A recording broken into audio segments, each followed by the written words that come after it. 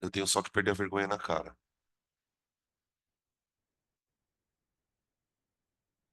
Aí. Vocês estão me ouvindo aí de casa?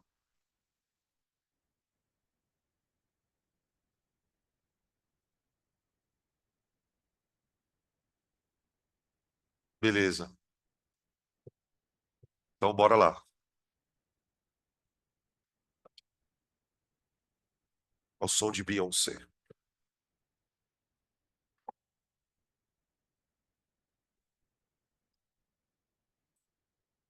Para vocês a iluminação tá muito clara, muito escura? Tá bom assim? É porque eu tento abaixar um pouco a iluminação, porque senão estoura lá na câmera. Gente, a gente vai começar então a parte de soluções, que é uma parte bem extensa, porque a gente começa falando das características gerais de uma solução, do conceito de solubilidade, da diferença de uma solução saturada para uma insaturada, né? Essa primeira parte é uma parte mais teórica. E aí entramos na parte envolvendo a matemática das soluções, que é a parte de concentração, diluição e titulação, tá? Então, quais são os pré-requisitos que a gente precisa ter para entrar no estudo de soluções? Isso aqui é um assunto que quem já prestou Enem sabe o quanto isso aqui é importante, né? É um assunto relativamente comum aparecer questões envolvendo, sobretudo, o cálculo de concentrações ou, eventualmente, uma diluição, né? Então, é um assunto que cai pra caramba. Quais são os pré-requisitos, na minha opinião? Primeiro, você precisa ter bastante, é, vamos dizer assim, fluidez nessa ideia de passar as coisas de grama para mol, né? Então, trabalhar com o conceito de mol é o primeiro conceito importante. E depois o conceito de estequiometria. Por quê? Porque a parte mais complexa no estudo das soluções é a parte onde a gente vai reagir soluções, que é a titulação. Então, eu vou pegar uma solução de um ácido, por exemplo, vou misturar com uma solução de uma base, onde a concentração da base eu conheça, por exemplo, e fazer cálculos para descobrir a concentração do ácido. Tá? Então, saber um pouquinho de estequiometria, saber um pouquinho de reação ácido-base e mol. Acho que esses são os conteúdos que estão no pacote. Tá? Vamos começar falando de soluções, lembrando que, na verdade, a palavra solução ela faz parte de um contexto um pouco mais amplo, que é o termo dispersão. Dispersão. Então a gente vai criar uma ideia de pegar o conceito mais geral e ir especificando ele. Dispersar, gente, é o ato de você misturar uma substância na outra. Quando eu pego, por exemplo, vamos imaginar que eu vou preparar uma mistura de água e álcool. Aí pego 1 litro de água e jogo meio litro de álcool. Para o álcool conseguir se misturar na água, ele vai espalhar, ele vai se dispersar. Então, a dispersão, ela é o espalhamento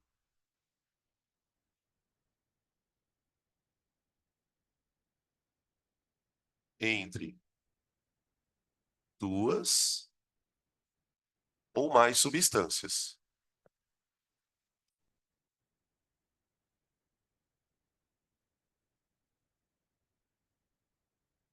Tá bom?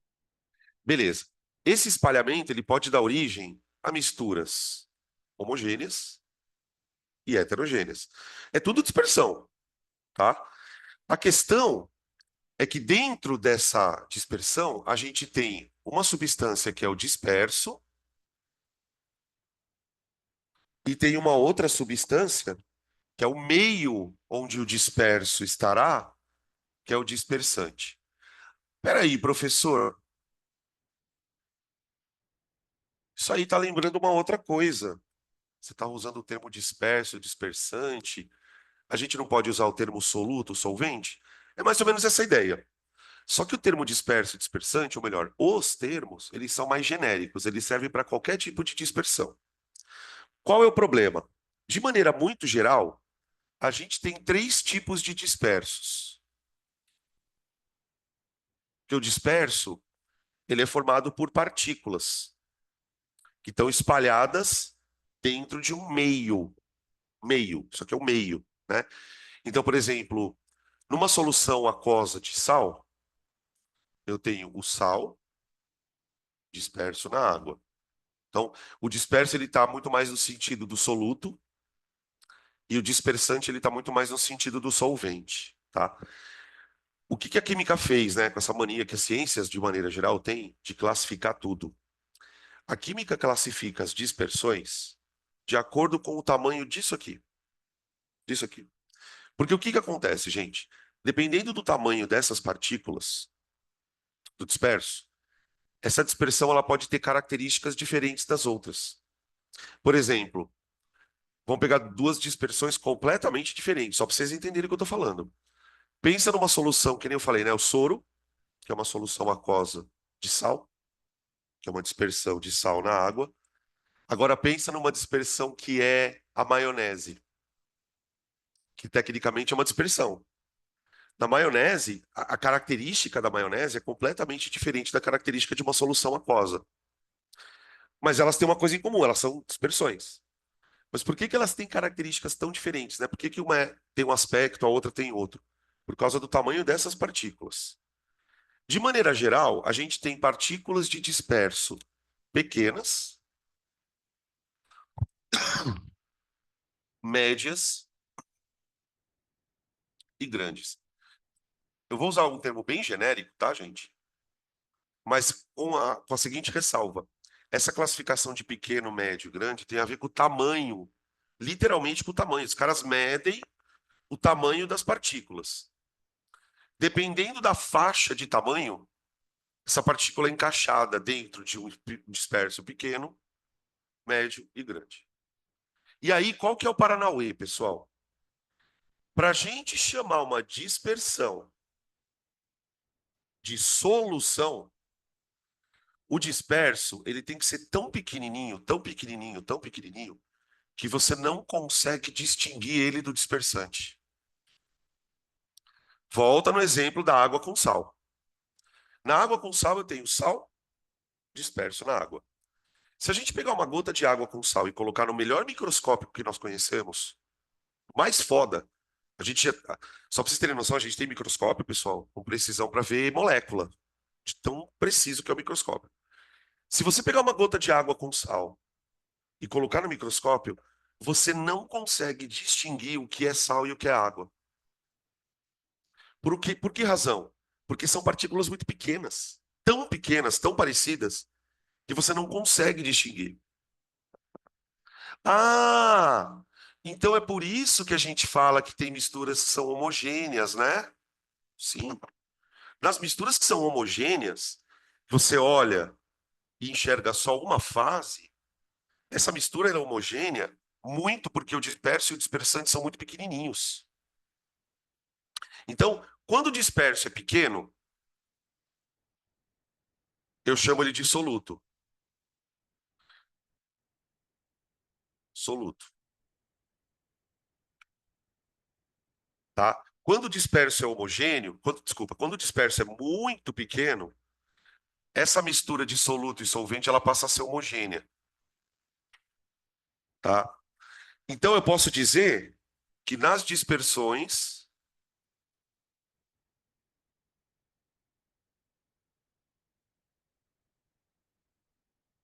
o caráter homogêneo se dá,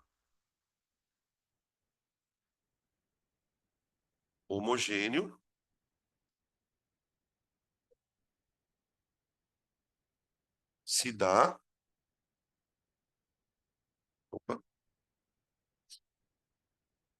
mediante, mediante não, devido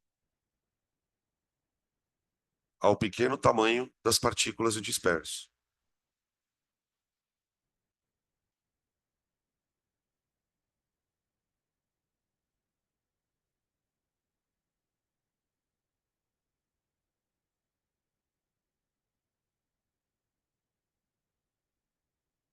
Peraí.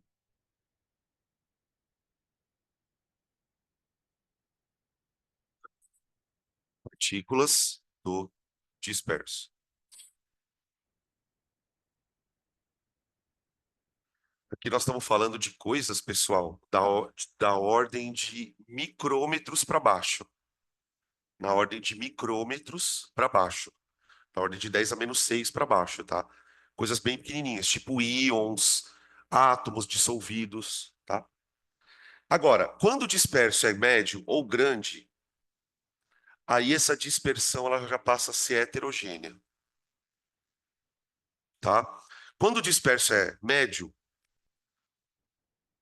a gente vai chamar de coloide. E quando o disperso é grande, eu chamo de suspensão.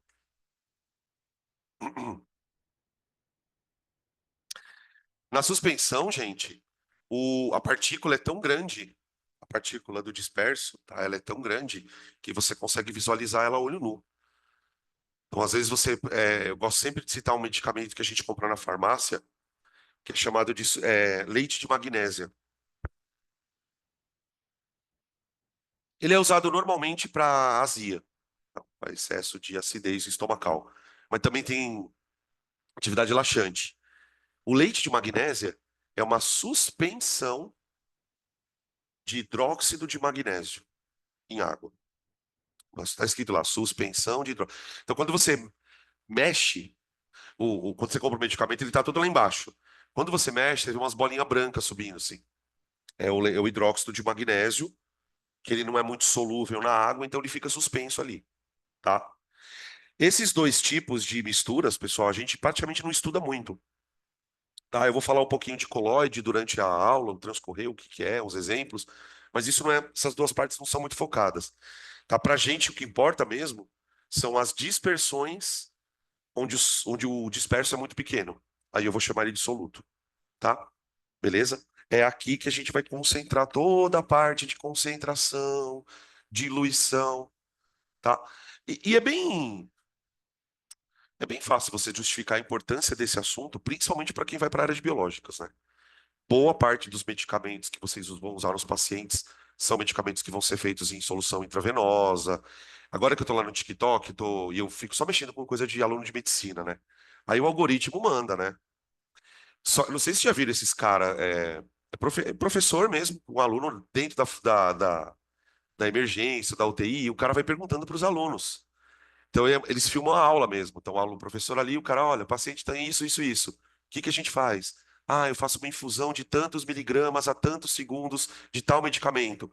Então, e outro dia, esse cara, né, que é o TikToker, né, o médico, ele estava reclamando da dificuldade que eles têm nos hospitais de ensinar diluição para a galera.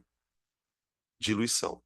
Porque imagina, por exemplo, que vamos supor que você está lá no plantão e você precisa orientar a equipe de enfermagem para infundir um paciente. Sei lá, você precisa fazer um soro no paciente com algum medicamento. E o medicamento precisa ser diluído.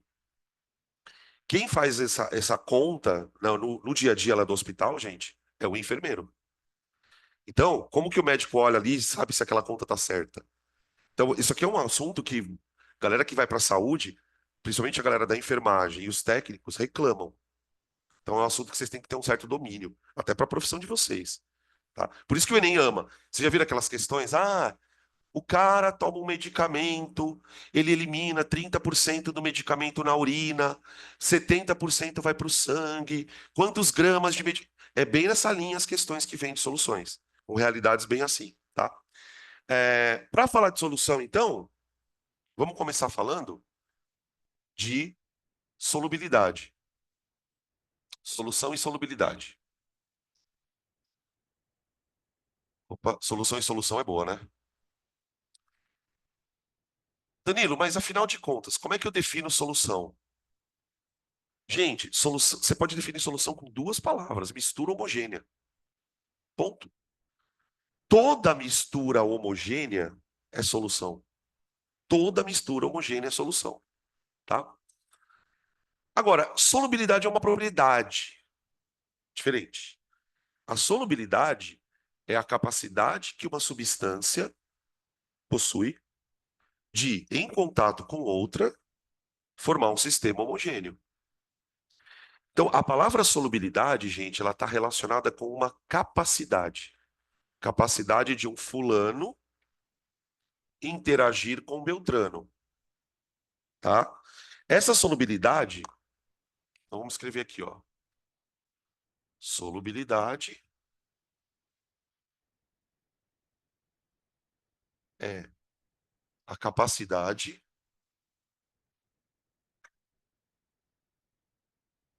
de um dado soluto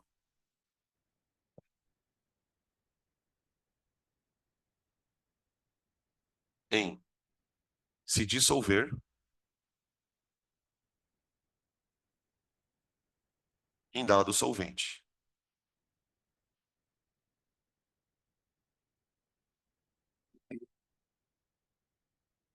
Beleza?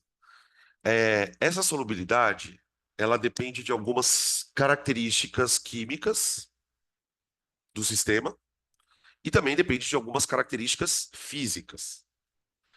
Vamos tentar identificar que fatores afetam a solubilidade.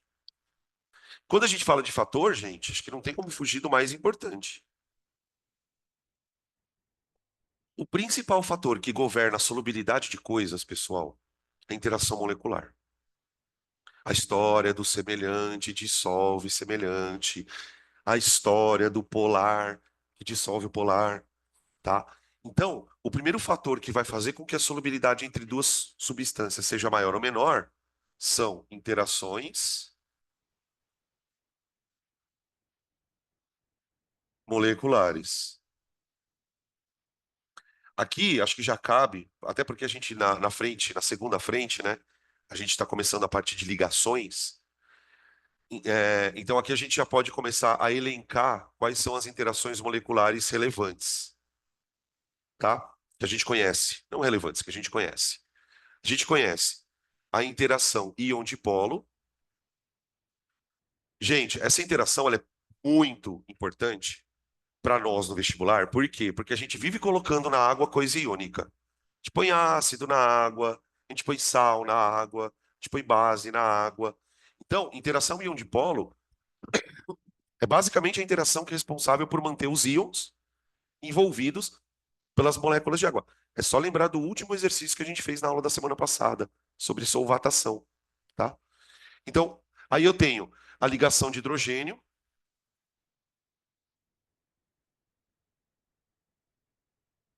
tá?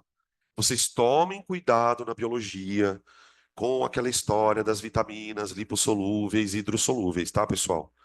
Procurem fazer essa análise quando vocês forem estudar esse assunto com a Samira ou eventualmente quando vocês forem estudar biologia. Procurem olhar para a vitamina, por exemplo, a vitamina C. Ah, ela é hidrossolúvel. Por que que ela é hidrossolúvel? O que que tem na estrutura dela que faz ela ser hidrossolúvel? Isso é importante ter essa percepção, tá? Quando a gente for falar de pontos de hidrogênio, eu falo disso. Aí eu tenho interação de dipolo permanente, e eu tenho interação de dipolo induzido, tá? Essas interações dependem muito das moléculas, né? Que molécula que está interagindo, beleza? Só que isso aqui, gente, é um fator que nós, externamente, a gente não consegue controlar. Então, por exemplo, o álcool, ele é muito solúvel na água, porque as interações do álcool com a água são interações muito parecidas, ponte de hidrogênio, tá? Agora, dá para deixar o álcool menos solúvel? Não, não dá. Ele é assim. Então, isso aqui é um fator, né, que interfere na solubilidade, mas ele é um fator químico, beleza? Agora, existem fatores físicos. Existem fatores físicos, tá? Um outro fator que interfere é a temperatura.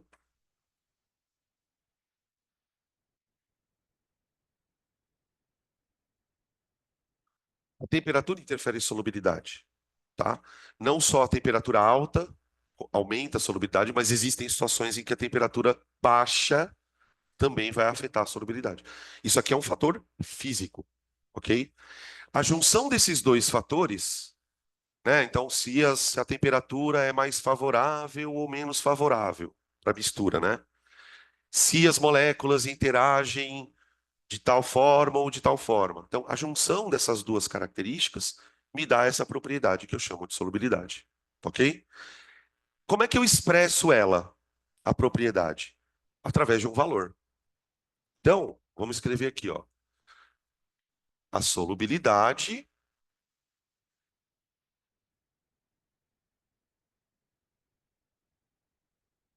é expressa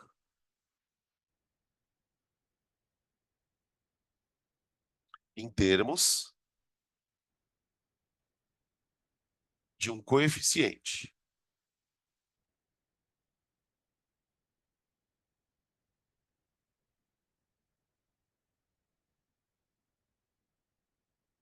Aqui. Como a solubilidade é um valor, ela vai ser expressa em termos de um número, tá? Esse número a gente chama de coeficiente. Por isso que o coeficiente se chama coeficiente de solubilidade, tá? Para a gente poder expressar esse coeficiente, a gente precisa padronizar algumas coisas, tá? Como assim padronizar? Vamos supor que eu queira testar a solubilidade de um sal, tá? Beleza. Como é que eu faço isso?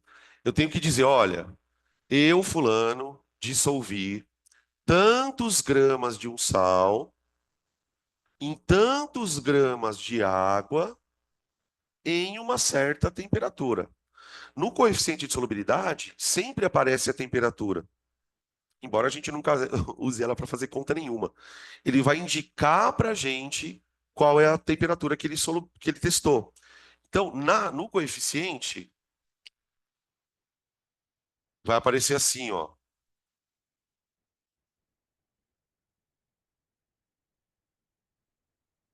Ele vem assim, ó.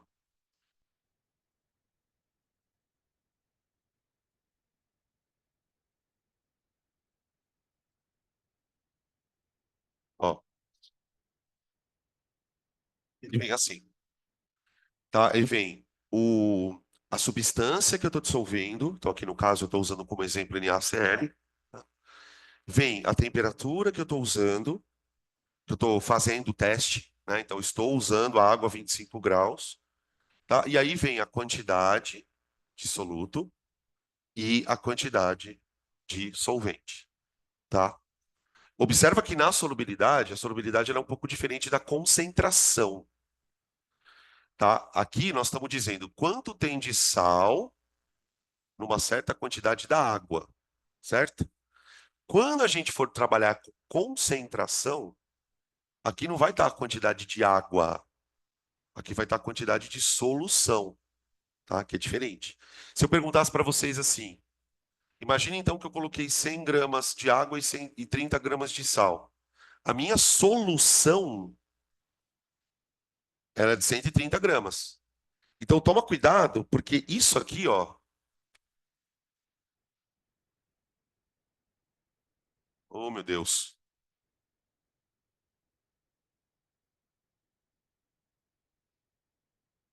Hum, ó, observe essas duas coisas escritas. Elas estão se referindo à mesma coisa. Tá vendo? Ó? Aqui eu estou escrevendo 30 gramas de sal em 100 de água. Aqui eu estou escrevendo 30 gramas de sal em 130 de solução. São a mesma coisa. Só que isso não é coeficiente de solubilidade. Isso aqui seria uma concentração, tá? Você pode expressar em porcentagem, por exemplo, mas isso aqui não é coeficiente. Não é coeficiente, tá? Só por uma pequena diferenciazinha de definição. Tudo bem? Por que que o coeficiente é importante? Porque ele é um valor de referência. Ele é um valor de referência em que aspecto, Danilo? Ele é justamente o valor que vai te dizer a partir de que momento não adianta mais colocar soluto na água. Por exemplo, vou explicar melhor o que eu estou querendo dizer com vocês. Imaginem o seguinte: eu vou preparar lá no laboratório várias soluções. Vou pegar o NaCl, vou preparar várias soluções partindo do meu coeficiente, ok? Tá, então vamos lá. A primeira solução que eu vou preparar, eu vou colocar aqui dentro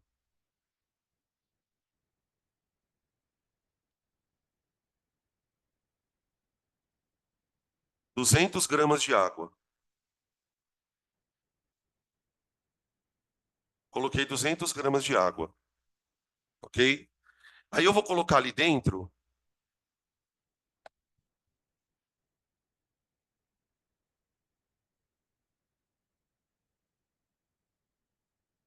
50 gramas de NaCl.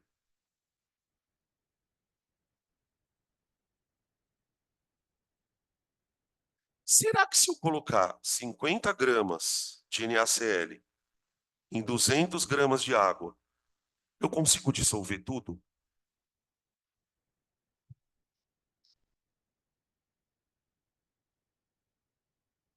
Estão pensando, pessoal? Não pode pensar enquanto eu desenho. E aí? Dissolve tudo? Sim. Por que que eu sei que dissolve tudo? Por causa do coeficiente.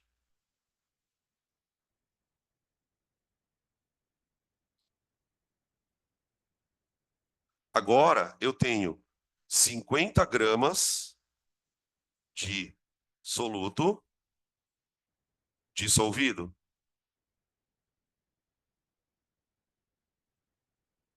tá? Eu ainda poderia colocar aqui dentro, garantidamente, 10 gramas, concorda? De soluto.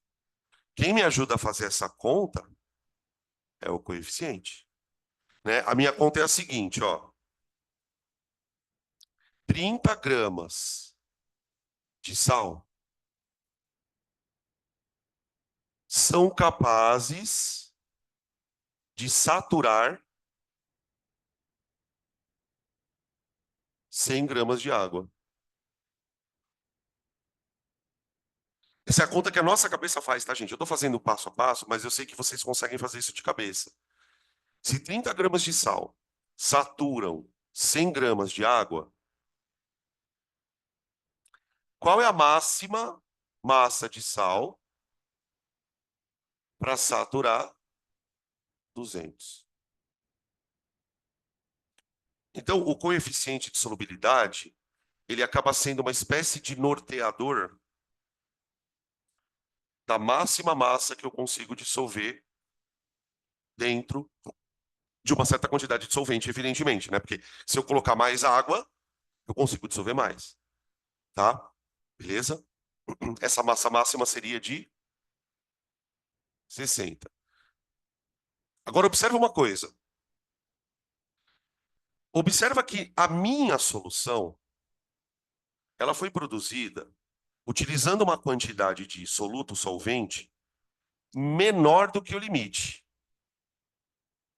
Isso significa, então, que eu ainda conseguiria colocar mais soluto aqui dentro.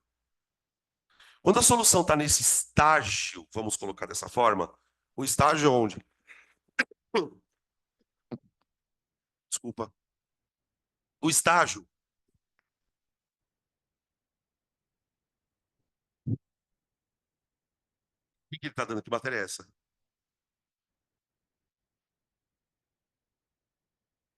Aí ele põe música quando dorme? Entendi. Tá. Nossa, com essa música aí também. Ô, gente, vocês concordam então que eu ainda conseguiria colocar mais 10 graminhas aqui? Quando a solução está nesse estágio, ou seja, que estágio, né? Você tem lá uma quantidade de soluto, mas ela não está no talo ainda. A gente chama a solução de insaturada.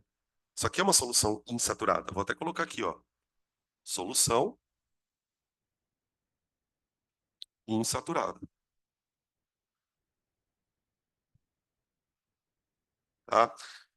Se você quiser colocar uma definição para isso, né, você pode pensar sempre assim, ó. Numa solução insaturada, a quantidade de soluto que está dissolvido, ela está abaixo do limite, tá? Soluções insaturadas, a massa de soluto dissolvido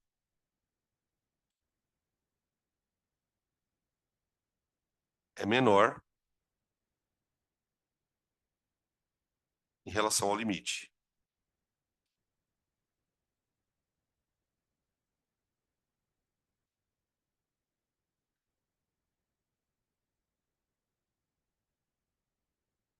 tá?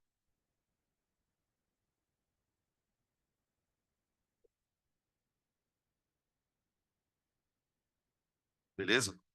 Esse coeficiente ele também ajuda a gente a preparar soluções de acordo com a sua especificidade. Por exemplo, Vamos supor que eu queira produzir uma solução onde a quantidade esteja exatamente no limite. Quero produzir uma solução saturada. Então veja só que olha a minha proposta. Vou pegar aqui outro exemplo. Exemplo.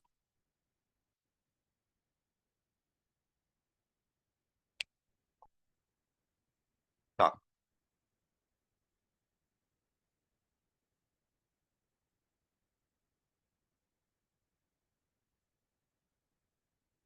Eu vou usar como exemplo, pessoal, esse mesmo coeficiente de solubilidade, tá? Não vamos mudar, não. Ó.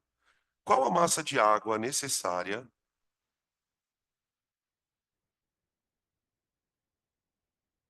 para o preparo de.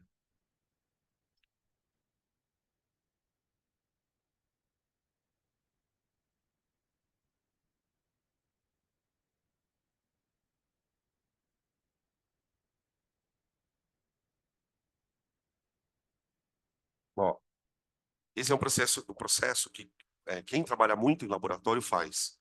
Quando a gente, por exemplo, num laboratório de química, de qualquer tipo, a gente costuma guardar algumas substâncias na forma de solução.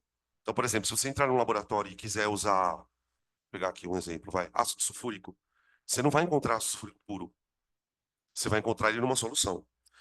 E normalmente, quando a substância é sólida, tipo um sal, uma base, os caras preparam a solução saturada, uma concentração alta pra caramba, tá? Justamente para quê? Para que o cara, na hora que ele vai pegar um pouquinho da solução, ele pegue bastante soluto, tá? Então, normalmente, os caras preparam soluções saturadas, tá? E aí, para você preparar uma solução saturada, você precisa saber mais ou menos quanto você vai misturar de cada substância. Então, aqui o nosso problema é esse, ó. Eu quero preparar 650 gramas de uma solução saturada. E eu quero saber quanto eu vou usar de água, tá? Obviamente, aqui, a hora que eu achar a quantidade de água, eu também vou achar a quantidade do soluto. Isso é meio óbvio. Então, às vezes, o exercício pergunta, qual a massa de água ou qual a massa do soluto? Tá? Como que a gente poderia fazer uma regra de três nesse caso, pessoal? A gente poderia fazer o seguinte, ó.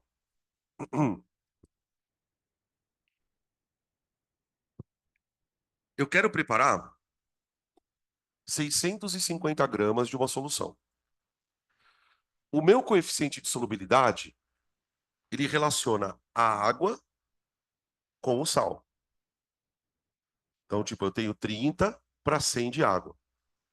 Como é que eu poderia usar essa informação para construir uma regra de três aqui? Você tem dois jeitos de fazer isso.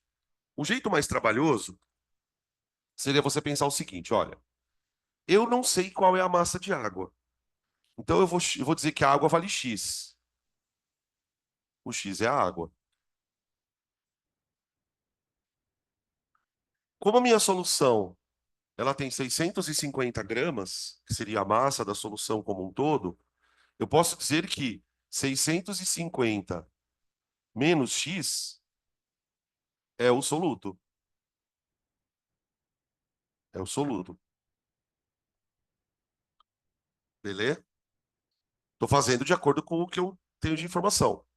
Tá, agora o que que eu sei?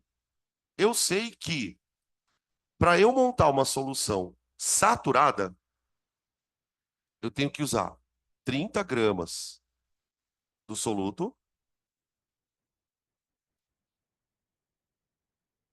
É sempre ele, eu estou usando sempre aquilo ali. Está para 100 gramas. Aqui, ó.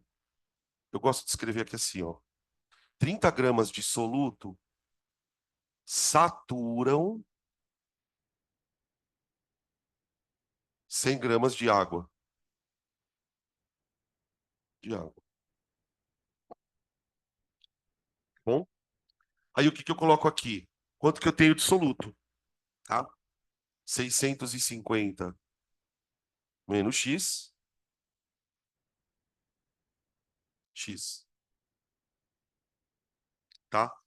Questões envolvendo solubilidade são questões envolvendo regras de três, tá? Por exemplo, já caiu várias vezes, já caiu, uma vez caiu no Enem, já caiu em outros vestibulares, questões assim. O cara apresenta cinco figuras dessa. Fala, olha, considere cinco soluções. Ele mostra como ele preparou. Aí ele pede para dizer qual é a solução saturada, qual é a solução insaturada, tá? Ou então questões assim. Aqui vai ficar 30x igual a. Cuidado aqui na conta, tá, gente? Porque o 650 menos x, né? Ele vai multiplicar 100. Então vai ficar assim, ó. 100 vezes 650 menos x, ó.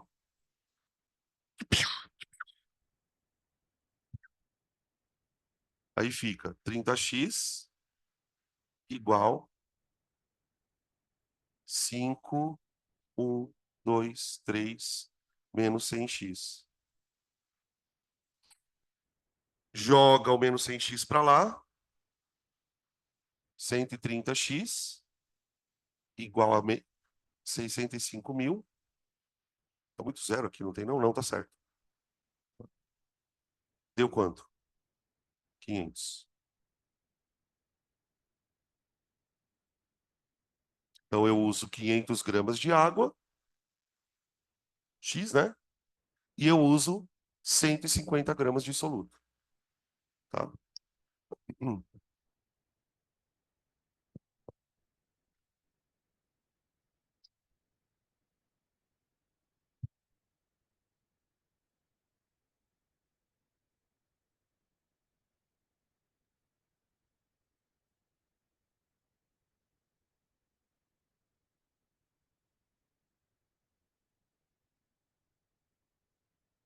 Tá muito frio?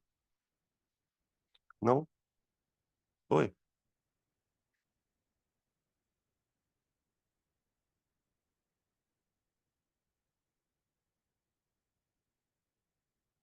Dá, dá também. É outro jeito que eu falei que tinha dois jeitos, lembra?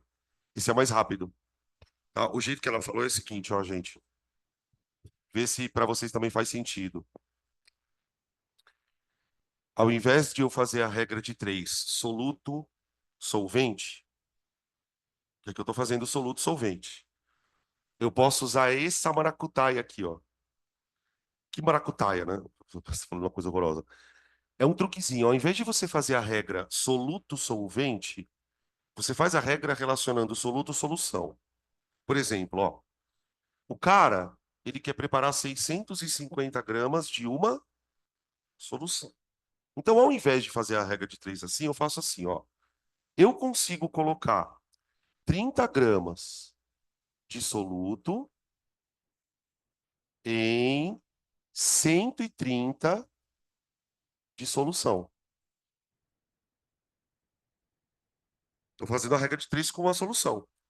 Qual vai ser a massa de soluto se eu tiver 650 G? Foi assim que você fez, né? Tá, ó. Aí você vai perceber o seguinte, ó. Daqui para cá, ele multiplicou por 5, né? Então, daqui para cá, ele vai multiplicar por 5. Então, a massa do soluto vai ser 150 e a massa do solvente vai ser 500. Ou também poderia fazer o seguinte, né? Se você quiser achar direto a massa de água, você troca aqui e põe assim, ó. 100 gramas de água para 130, massa de água 650. Aí já sai os 500 certinho, tá? Então, qualquer dica.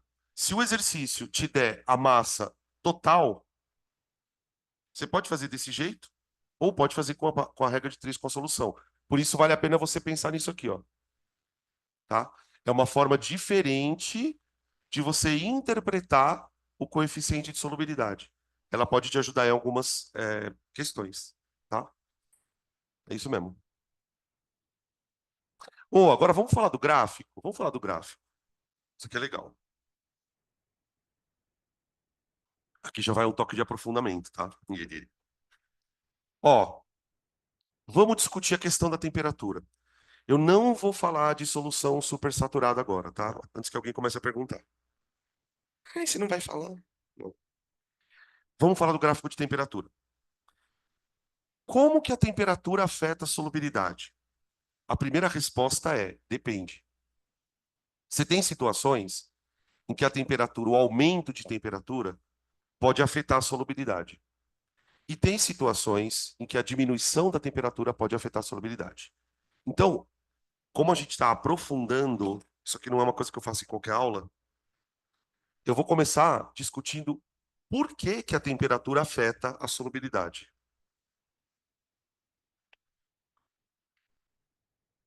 Por que a temperatura afeta a solubilidade?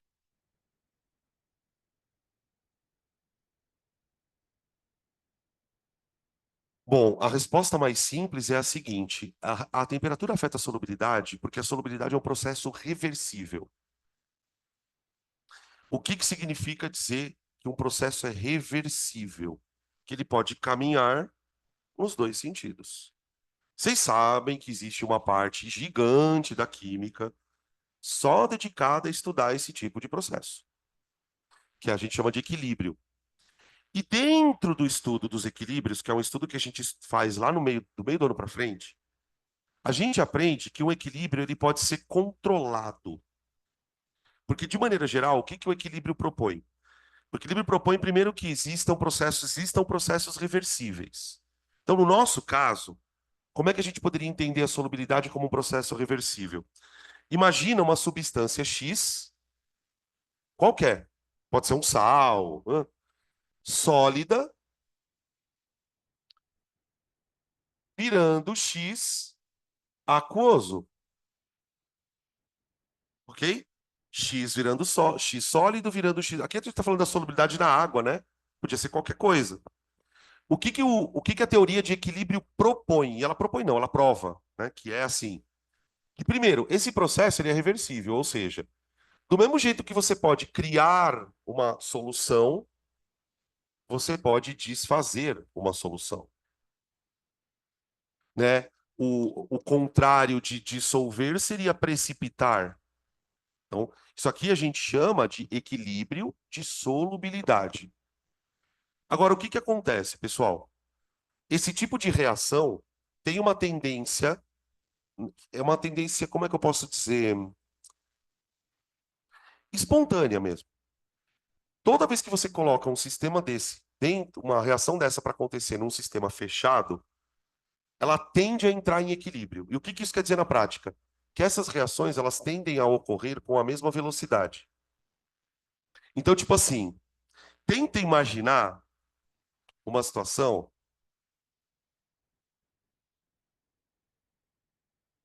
onde você tem uma solução com corpo de fundo. Então você tem aqui, ó, água, aí você tem a substância X, vou colocar o X de vermelhinho, aqui, ó, e vários xizinhos dissolvidos.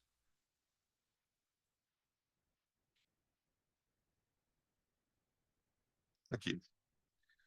Quando você olha para um sistema desse assim, a olho nu, você enxerga uma fase líquida e um bolotinho lá embaixo, né? Só que o que a gente sabe que está acontecendo microscopicamente é um negócio completamente louco. Por quê? Se a gente pudesse olhar aqui, ó, na superfície desse sólido, a gente ia ver uma coisa surreal. A gente ia ver ao mesmo tempo partículas X do estado sólido passando para o aquoso e do aquoso passando para o sólido. A gente ia ver um sistema dinâmico acontecendo. Dinâmico.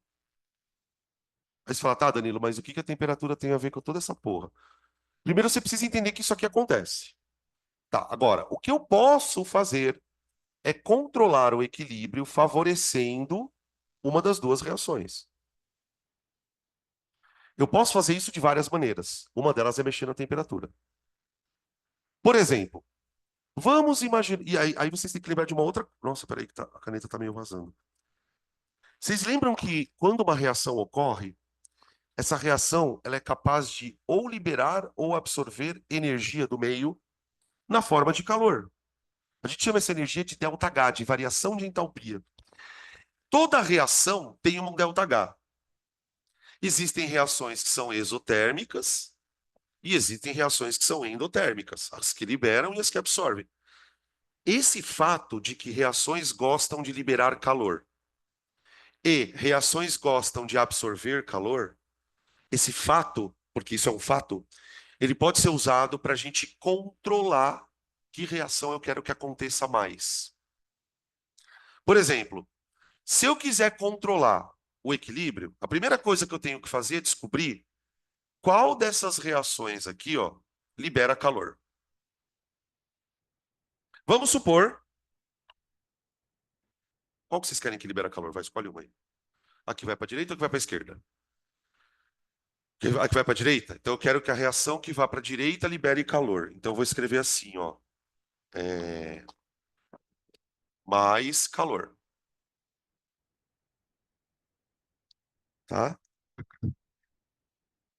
Pronto. Agora olha só o que eu acabei de perceber.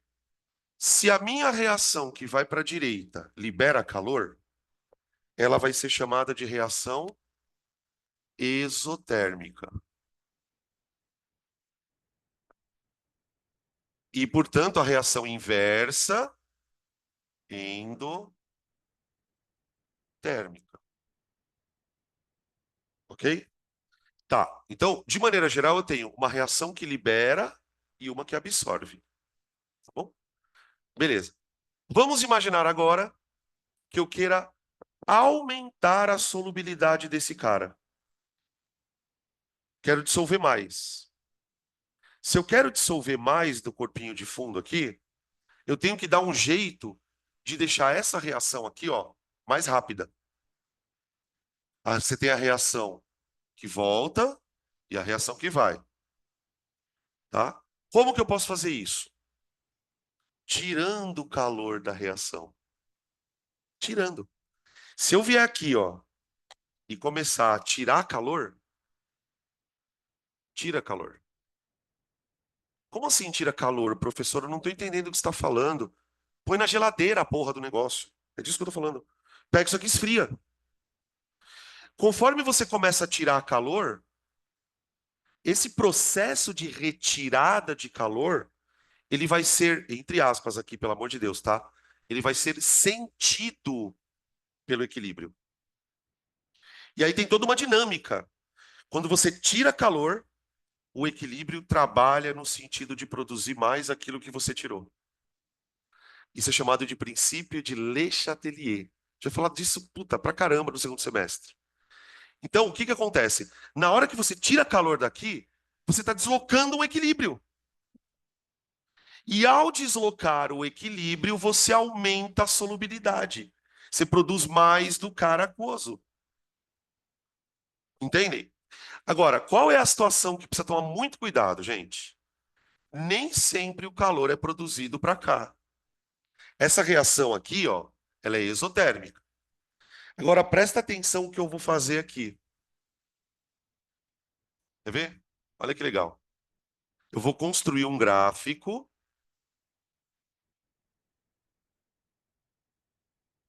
de solubilidade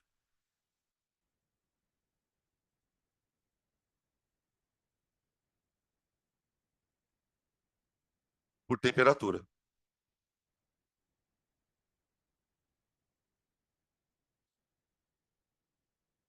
Aí a coisa funciona assim, ó.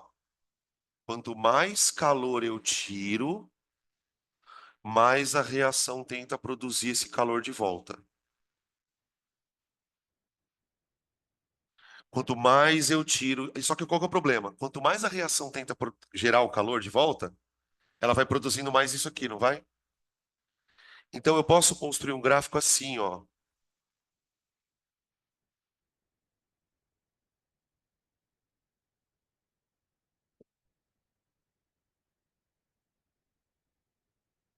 Agora, essa é a parte difícil da aula, do assunto. É relacionar isso com isso, ó. Vamos lá.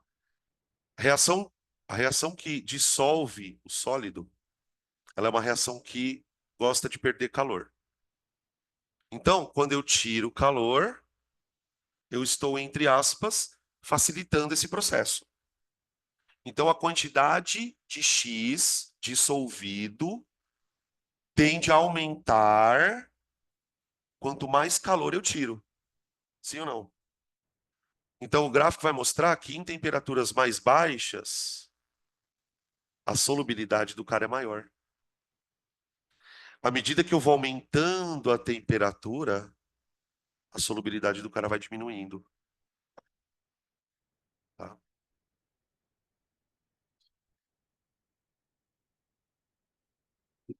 Isso, isso. Porque qual que é o lance do equilíbrio, né? O equilíbrio, ele é um estado. Eu vou usar uma linguagem que não é muito correta, mas você vai entender o que eu vou falar.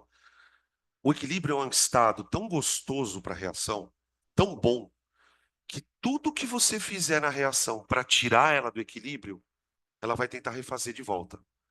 Isso é o que o Le Chatelier chamava de maneira muito genérica de princípio da fuga ante a força. Ele dizia assim: toda vez que você provoca um estímulo, a reação trabalha no sentido de compensar o que você fez. Justamente para quê? Para voltar para o equilíbrio. Então, tipo, tirar calor numa reação como essa, tirar calor é como se você estivesse tirando um produto daqui. Enxerga o calor como se ele fosse, pelo amor de Deus, ele não é. Como se ele fosse uma substância química. Então, tirar calor é como se você estivesse tirando uma substância daqui. O que que a reação vai tentar fazer para compensar isso? Produzir mais calor. Só que nessa dela produzir mais calor, ela acaba produzindo o soluto dissolvido.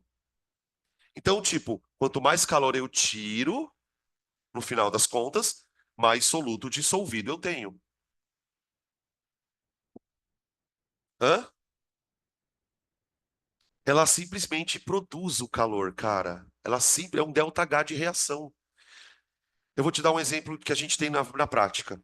Quando a gente vai para o laboratório de química, quando a gente começa a faculdade, os professores ficam muito atentos assim a gente, porque a gente não tem muita noção. Tem coisas que você vai fazer ali que você não sabe se vai dar ruim ou não. E uma coisa que o professor falava muito pra gente era: toda vez que você for pegar ácido concentrado e colocar na água, coloque os óculos e coloque o ácido na água e não a água no ácido. Por quê? Porque toda vez que você coloca ácido na água, ele libera muito calor. Muito. Só para você ter uma noção, se você pegar um copo com água de, sei lá, meio litro e colocar umas 5, 6 gotinhas de ácido, essa água pode chegar até uns 80 graus. Simplesmente dissolvendo o ácido. Então, por que que o professor dizia que não podia, que era muito mais seguro você colocar o ácido na água e não a água no ácido? Justamente porque quando você coloca o ácido na água, como tem muita água ali e a temperatura vai subir, a água absorve aquele calor. Se eu jogo a água no ácido, o calor pode ser liberado de maneira tão rápida que a água pode voltar no seu olho. Então, isso inclusive é risco de acidente. Tamanho é o calor liberado. Você já viu aquelas. Eu não sei se vende aqui no Brasil, mas acho que na Shopee, nesses negócios vende. Aquelas bolsas térmicas que você quebra um negócio dentro da bolsa e a água esquenta sozinha. Esses dias eu vi uma menina, é uma influencer que faz esses negócios de restaurante de comida. Ela comprou um miojo da Coreia. Você já deve ter visto esse vídeo no TikTok. O miojo, você prepara o miojo sem fogão. Então vem uma bandeja, é muito bizarro. Eu tô contando porque tem a ver com a aula, tá? Não tô enrolando. Vem uma bandeja, aí o miojo ele vem dentro de outra bandeja. Aí vem a bandeja, vem um saquinho de papelão que tem um pó lá dentro. Um pó. E aí na instrução tá escrito para você colocar o saquinho aqui dentro, coloca, põe um pouco de água e encaixa o miojo aqui. Mano, o bagulho ferve. O bagulho ferve, sozinho. Tipo, ela pôs, ela filmou lá, ela pegou o papelzinho, colocou aqui, colocou um pouquinho de água, de repente começou a sair bolha da água, fervendo. Qual a explicação para isso? Aqui dentro tem uma substância cuja solubilidade libera calor. Toda vez que você dissolve uma substância cuja solubilidade libera calor, que a gente vai falar que é uma solubilidade exotérmica, né? Ela vai esquentar o ambiente. Então aqui tinha um sal, o cara colocou a água, o sal dissolveu na água, esquentou, produziu um calor, esquentou e ferveu o miojo. E a menina comeu o miojo lá, entendeu? Por isso que esse gráfico aqui, ó, ele chama solubilidade exotérmica, porque o equilíbrio é deslocado ou a solubilidade, né, é favorecida tirando o calor. Bom,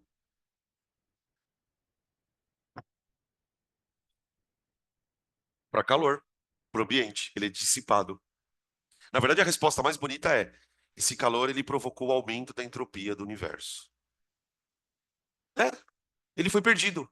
Quando a gente, toda vez que fala assim, ai, isso aqui aconteceu o aumento da entropia do universo, é um jeito de falar perdeu, perdeu o Playboy. É um calor que esvaiu para o ambiente. E por que a gente fala que ele aumentou a entropia? Porque, de fato, esse calor que é liberado, ele aumenta a desordem das moléculas. Ele é perdido. No caso aqui do esquentação do miojo, né? Uma parte foi para a água, que foi usada para esquentar o miojo, mas o resto foi perdido. Tá? Agora imagina o seguinte, calma aí. Agora eu vou fazer o contrário. Vocês pediram para eu colocar o calor do lado direito, né? E se eu colocar o calor do lado esquerdo? Isso pode acontecer também, tá? Olha um outro exemplo, ó.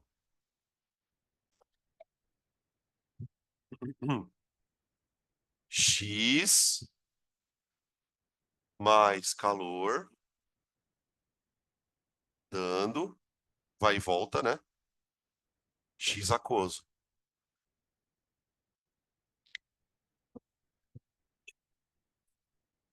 Tenta tirar calor agora, pra você ver o rolo que dá. Nesse caso aqui, ó, quanto mais calor eu tiro, mais soluto dissolvido eu tenho. Aqui é o contrário. Por quê? Se eu começar a tirar calor desse sistema, veja que o calor ele foi escrito do lado esquerdo. Então é como se a gente estivesse dizendo assim, ó, para você dissolver, você precisa consumir calor.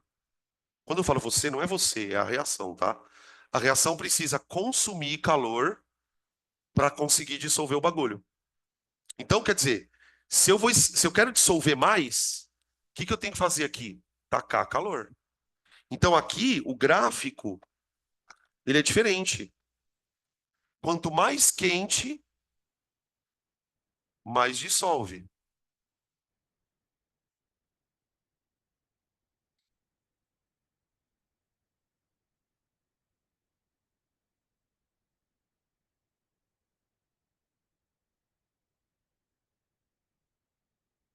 Só toma cuidado com esse precisa. Esse termo precisa, ele não é muito preciso. Eu acho que o melhor é colocar mesmo a ideia de calor absorvido, calor liberado. Então, assim, qual que é a melhor maneira da gente olhar para isso aqui, né? Não pensar muito na questão do precisa, mas assim, a dissolução libera calor. Ela libera calor. Então, se eu tiro calor, eu favoreço a dissolução. Se eu ponho o calor, eu desfavoreço a dissolução. Entendeu? Aqui você pode usar o precisa, né? Aqui você pode usar o precisa porque ele precisa mesmo, né? O sólido tem que absorver calor para poder dissolver. Então, nesse caso, quanto mais quente, mais solúvel, quanto mais quente, mais solúvel, tá? O aumento de temperatura, qual que a explicação seria correta, né? De falar assim, o aumento de temperatura desloca o equilíbrio no sentido da dissolução. O aumento de temperatura,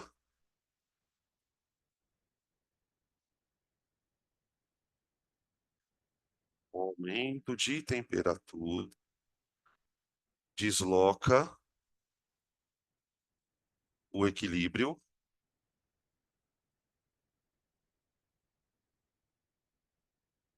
no sentido direto.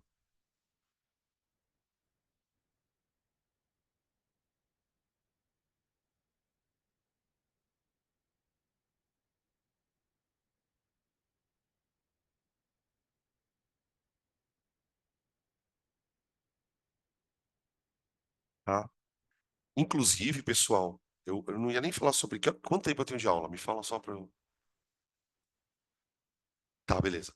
Então dá tempo de falar. Inclusive, existem umas questões que às vezes são cobradas dentro desse assunto, às vezes são cobradas na parte de separação de misturas, que é o processo de recristalização. Vamos falar sobre isso. Oi. Isso, vamos escrever isso aqui, é melhor. Ó, coloca aí, ó. Indo e exo, tá? Para quem tem um pouco de dificuldade ainda nessa dinâmica, pessoal, que a gente não teve esse assunto, você pensa sempre assim, ó.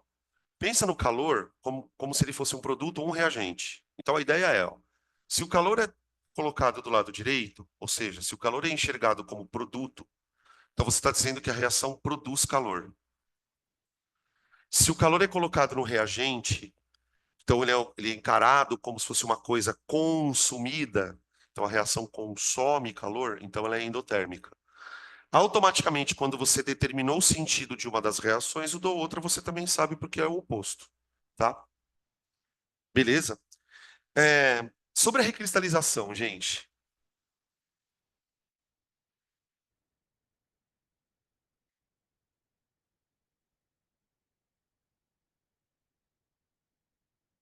Quando cai esses tipos de exercícios, geralmente o pessoal dá uma rateada neles porque não é uma coisa tão óbvia.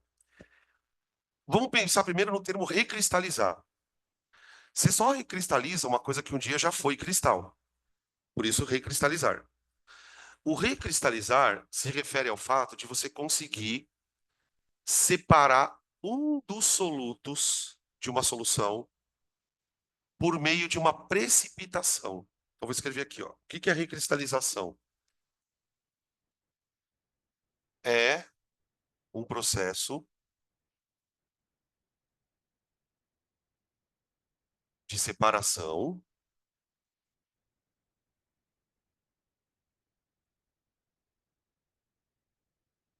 baseado na precipitação de um soluto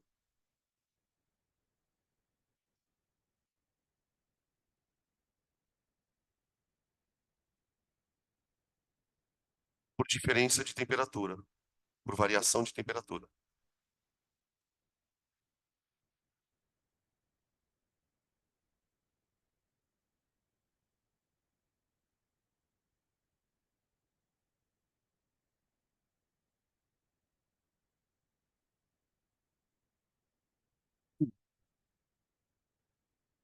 Eu vou mostrar para vocês como que funciona isso, tá? O processo de recristalização. Para isso, obviamente, eu vou imaginar um exemplo.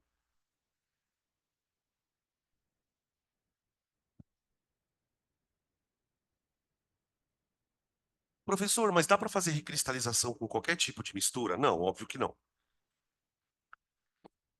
Vamos imaginar, pessoal, o seguinte, ó.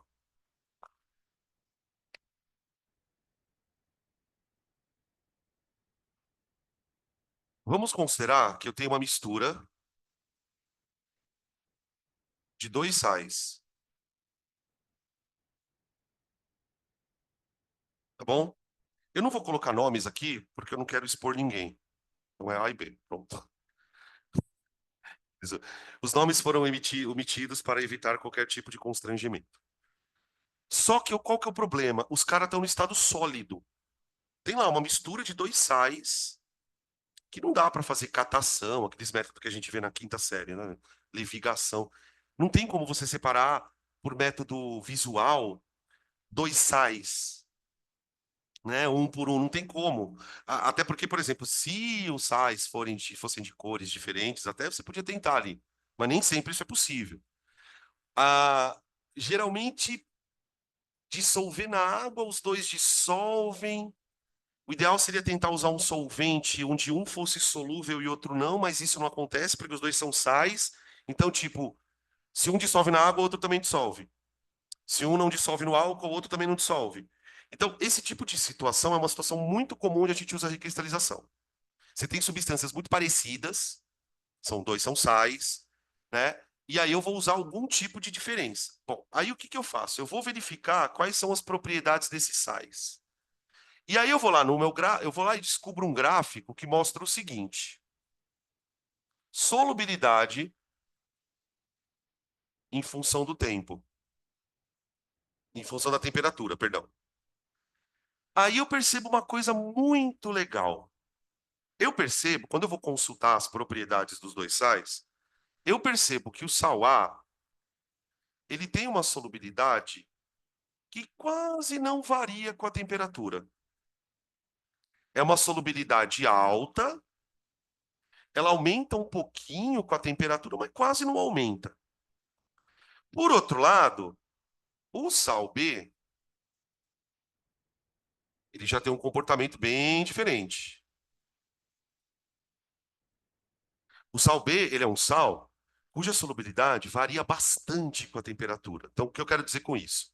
Se está quente, ele é muito solúvel, e à medida que você vai abaixando a temperatura, a solubilidade vai diminuindo bastante, ok?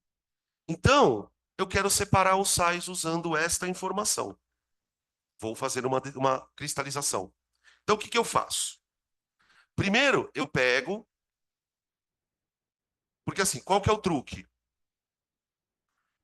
O truque é o seguinte: se os dois sais estiverem dissolvidos na água, imagina que os dois sais estejam dissolvidos na água. Se eu mudar a temperatura da água, um dos sais não vai nem sentir isso, tá vendo? Mas o outro vai. Então, o que que eu faço? Eu vou primeiro começar, vou pegar a mistura A e B e vou dissolver os dois. Eu vou dissolver os dois. Para dissolver os dois, eu vou escolher uma temperatura onde a solubilidade deles esteja alta. Então, eu vou usar água quente. Então, eu venho aqui e ponho água quente.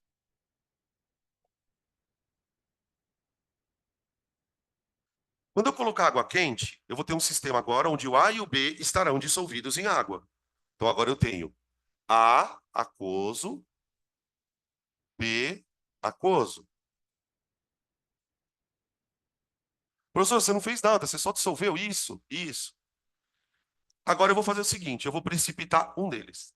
Só um. Como que eu vou fazer isso? Eu estou numa temperatura alta, não estou? Uma temperatura alta.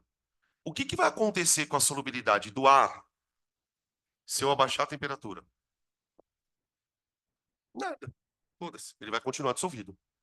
Agora, o que que vai acontecer com a solubilidade do B? Diminui. Então, se eu pegar isso aqui e enfiar isso aqui num banho-maria frio, banho-maria frio é foda, né? Como que chama banho-maria frio? Hã? Como que é banho-maria frio? Não tem? Então, esfriar? Resfriar.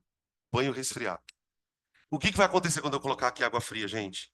Na vida real, como que a gente faz isso na prática, né, no laboratório?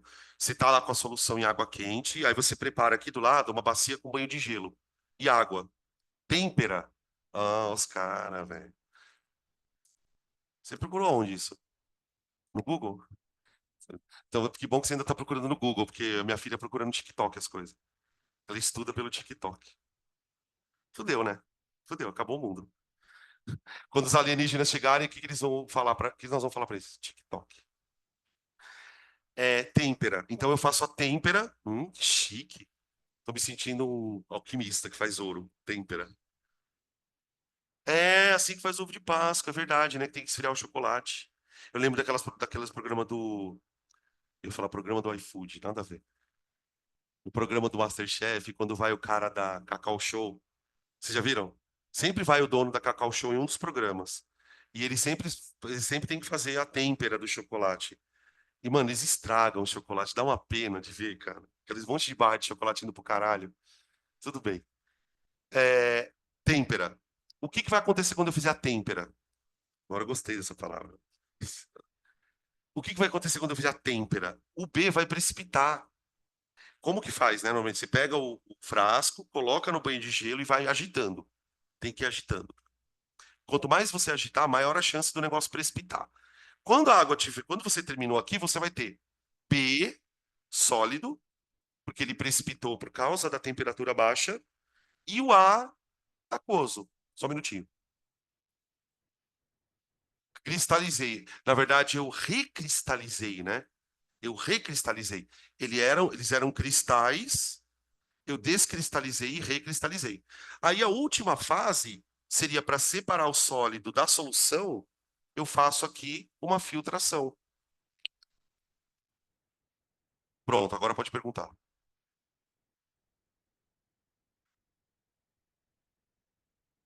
Como?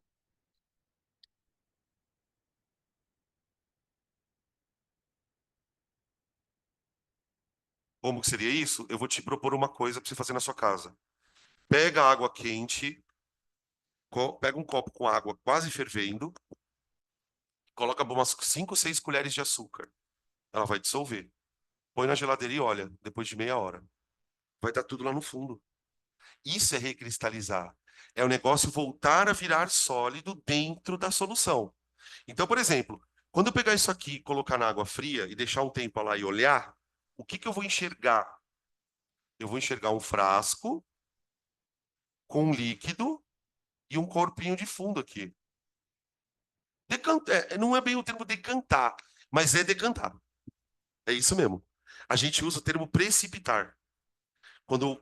Mas é a mesma coisa, decantou. Aí decantou, você tem uma fase sólida. Como é que eu tiro aquela fase sólida dali? Por filtração, tá?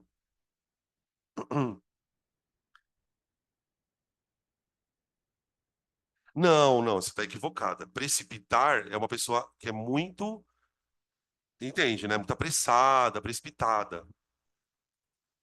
Mas no Google também tem precipitação é chuva, né?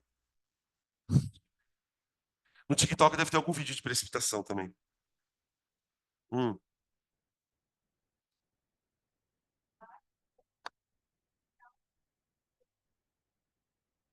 é, é, é. Mas por que que você está pensando nessa questão do solvente?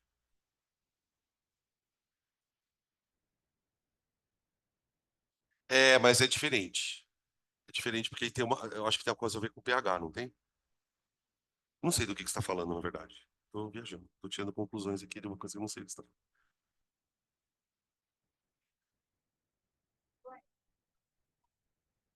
Tá, mas o que que você viu?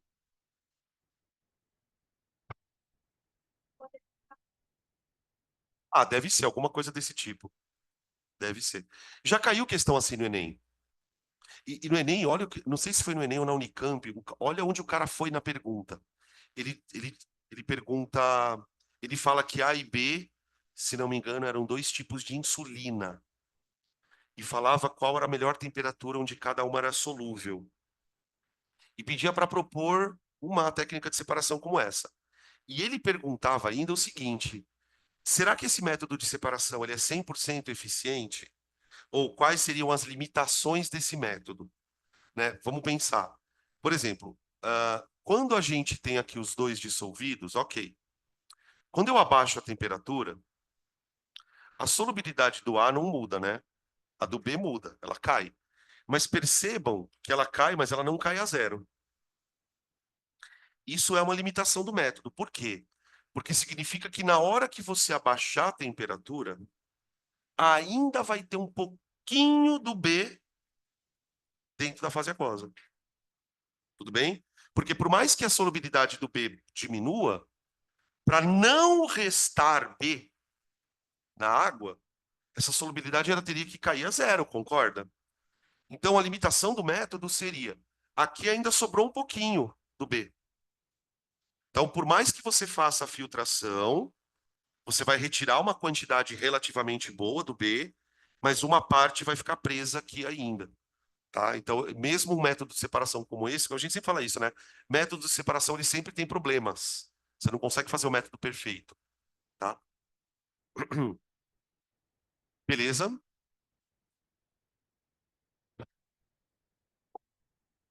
Será que a gente faz alguns exercícios? Deixa eu ver. Tá na página 80 e pouco, né? Eu não sei se eu vou fazer, gente. Peraí, não abre ainda, não.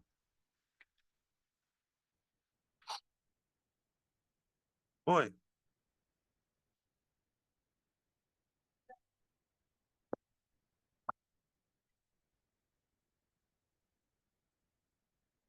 Eu acho que tem mais a ver com o... Porque o AS, ele tem aquele problema de inibidor de COX, né? Ele aumenta a azia, a inflamação, diminui o fator de agregação plaquetária. Então, eu acho que é mais por conta disso mesmo. É mais por conta disso. Não, eu não vou fazer exercício agora, não. Ainda não. Ainda não. Ainda não. Vamos fazer conta agora? Oba, que legal. Eu poderia chamar isso aqui de parte um, Introdução ao estudo das soluções. Agora vamos trabalhar com a ideia de concentração, tá?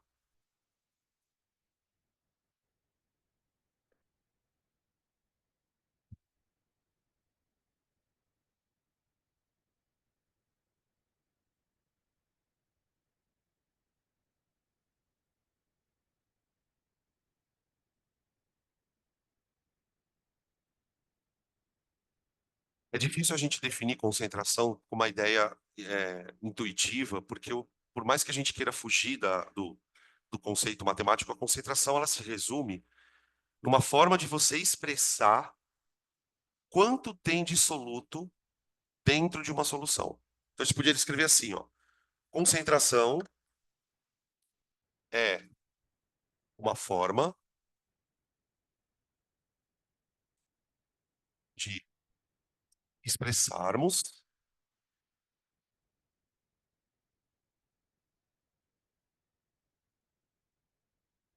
a quantidade. Aqui a gente usa o termo quantidade por falta de outra palavra melhor, tá? Porque não precisa ser necessariamente massa. Pode ser outra coisa. Pode ser quantidade de matéria, né? Então eu vou usar o termo quantidade. É uma forma de expressarmos a quantidade de um soluto disperso numa solução.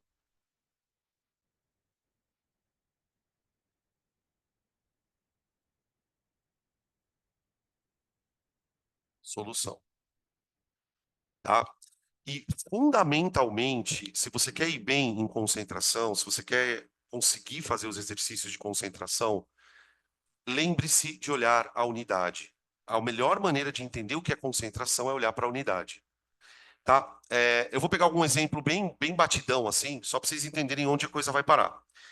Quando a gente vai na farmácia comprar soro, por exemplo, dependendo do que você quer usar, soro, se você quer lavar um ferimento, por exemplo, ele vai ter uma certa concentração. Se há um soro que você vai usar, por exemplo, para uma pessoa que está no processo de desidratação, ou um paciente que está no hospital porque ele precisa recuperar o volume sanguíneo dele, então o médico bota ele lá no soro, é uma outra concentração. Em geral, os soros vêm escritos assim, ó.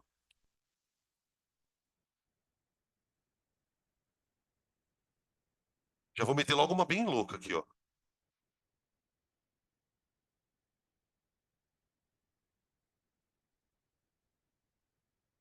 Ó,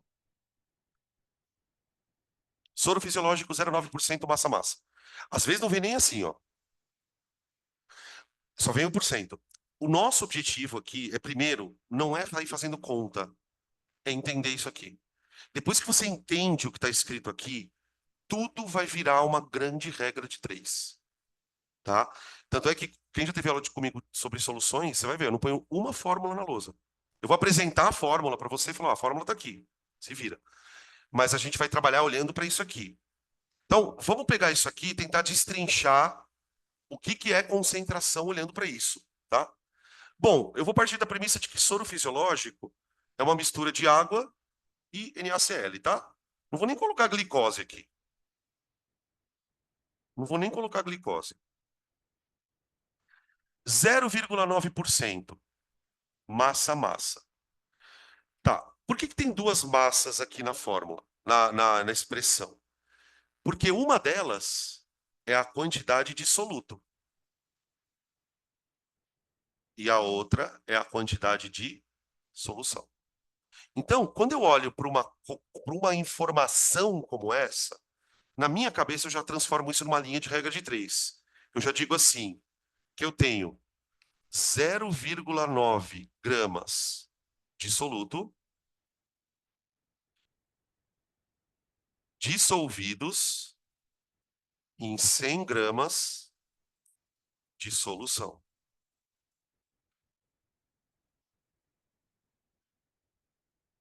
O nosso desafio é trabalhar com a ideia de concentração olhando para sob essa perspectiva, gente.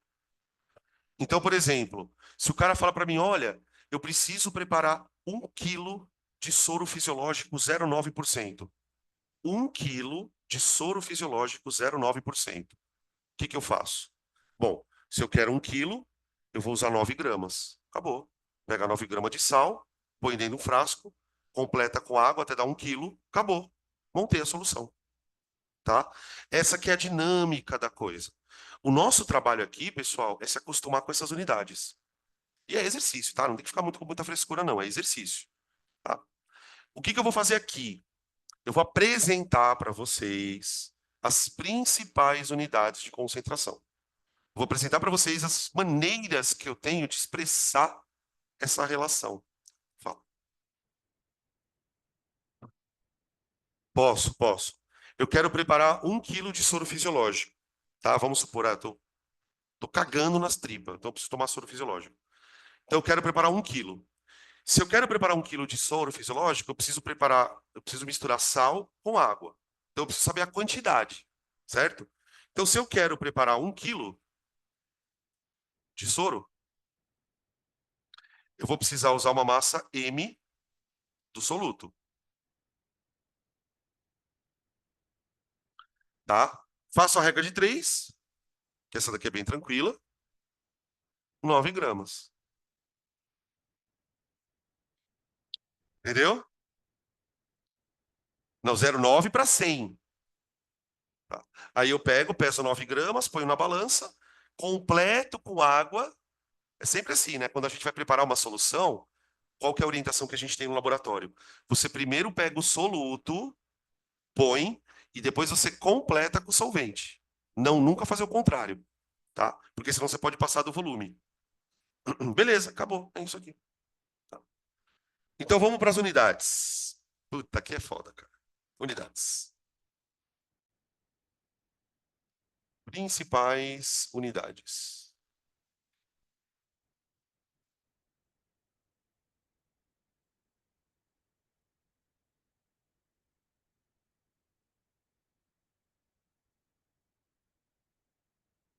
A unidade que mais aparece, a gente tem duas unidades muito famosas. As outras praticamente não aparecem.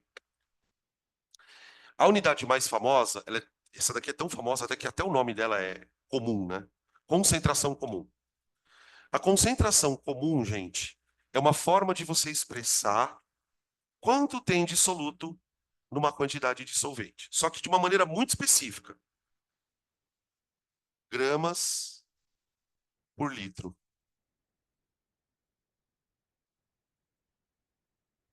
Ó, cuidado aqui, gente, que eu vou fazer isso de propósito, eu tô fazendo, na verdade, ó. Só para chamar a atenção de vocês para a forma peculiar da gente escrever por litro, né? Em vez de escrever barra litro, eu ponho litro menos um, tá bom?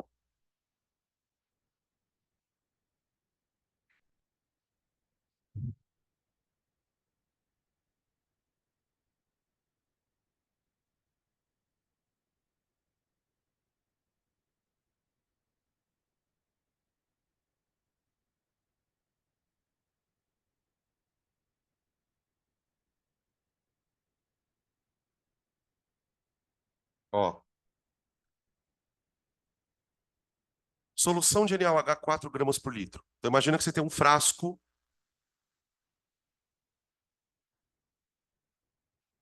lá no laboratório Tá escrito assim, ó, NaOH 4G L-1. Tudo bem? O que que significa dizer que eu tenho uma solução de NaOH 4 gramas por litro? Que se eu pegar desse frasco aqui, 1 litro de solução, eu estou retirando dentro desse 1 litro 4 gramas de NaOH. Cada 1 litro que eu retiro daqui de dentro, eu tenho dissolvidos 4 gramas. Então, se eu tiver um frasco, por exemplo, de 3 litros aqui, 3 litros, eu vou ter quantos gramas de NaOH? 12, tá? Então, a cada 1 litro. Então, por exemplo, imagina que você vai tirar daqui, que é uma coisa super comum que a gente faz em titulação. Eu vou retirar dali 100 ml para reagir com ácido. Pronto. Coloquei 100, tirei 100 ml da solução. Ao tirar 100 ml da solução, quantos gramas de NaOH eu tirei?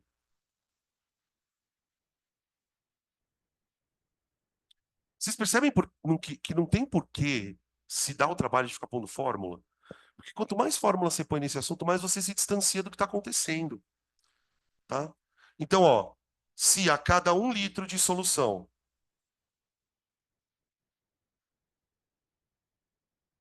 eu tenho 4 gramas de NaOH,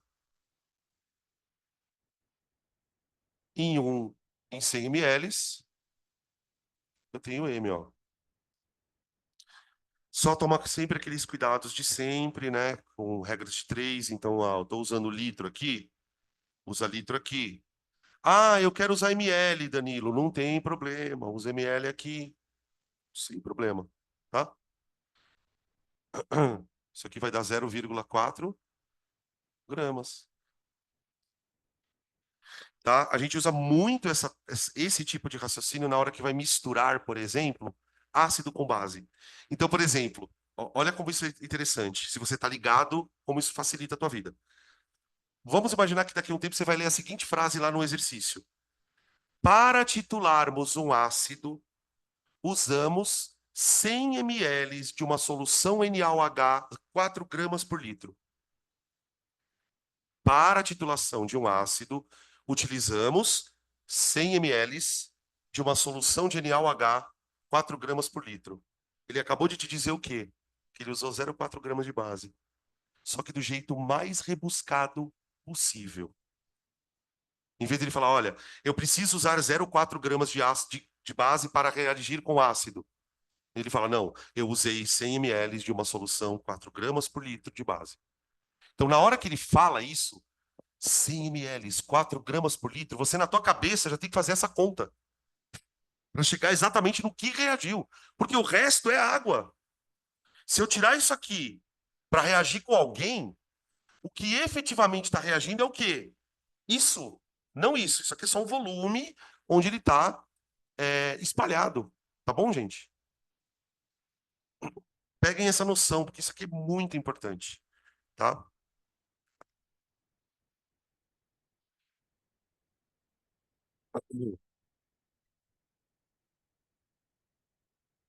Gente, outra coisa. A gente sabe transformar de mol para grama e de grama para mol. Isso é uma coisa ok. A gente já falou sobre isso, massa molar. Então, o que que os químicos fazem? Trabalhar com mol é sempre melhor do que trabalhar com grama. Por quê? Porque quando você trabalha com mol, você está trabalhando com quantidade de partículas.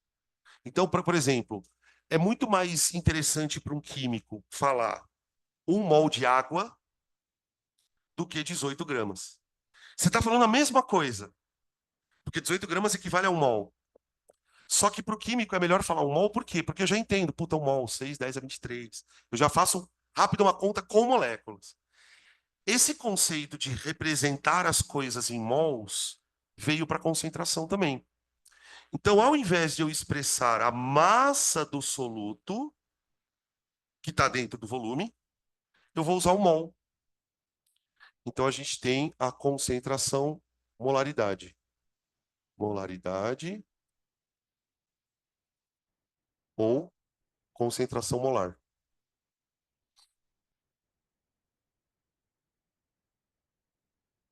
Concentração molar, gente, ela vai vir escrita em mol por litro, tá? Beleza? Vou pegar um exemplo aqui, ó. Tá. Solução de ácido clorídrico no nosso estômago. Mais ou menos. Qual que é a concentração? Suponha que a gente só tem ácido clorídrico no estômago, tá? Não tem outro ácido, nada. Qual é mais ou menos a concentração desse ácido?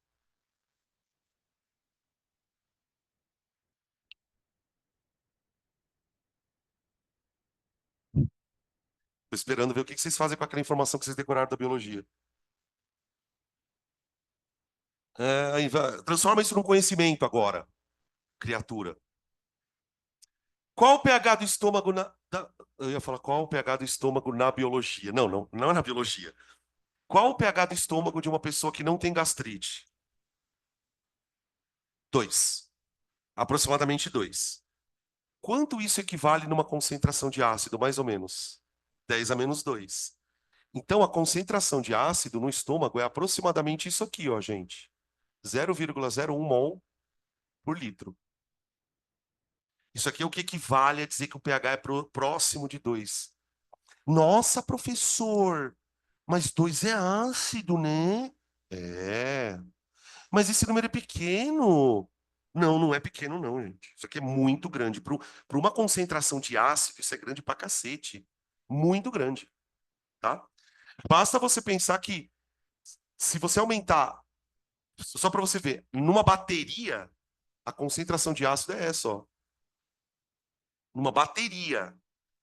Então, quer dizer, a concentração de ácido numa bateria é só 10 vezes maior do que no seu estômago. Só. Então não é tão pequeno, não. Tá bom, beleza. Agora vamos supor que eu fosse um químico, um técnico lá de laboratório, e eu quisesse preparar 3 litros dessa solução. Quero preparar 3 litros. Então, qual a massa de soluto necessária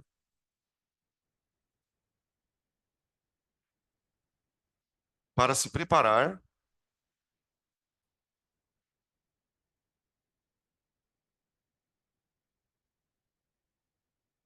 3 litros dessa solução?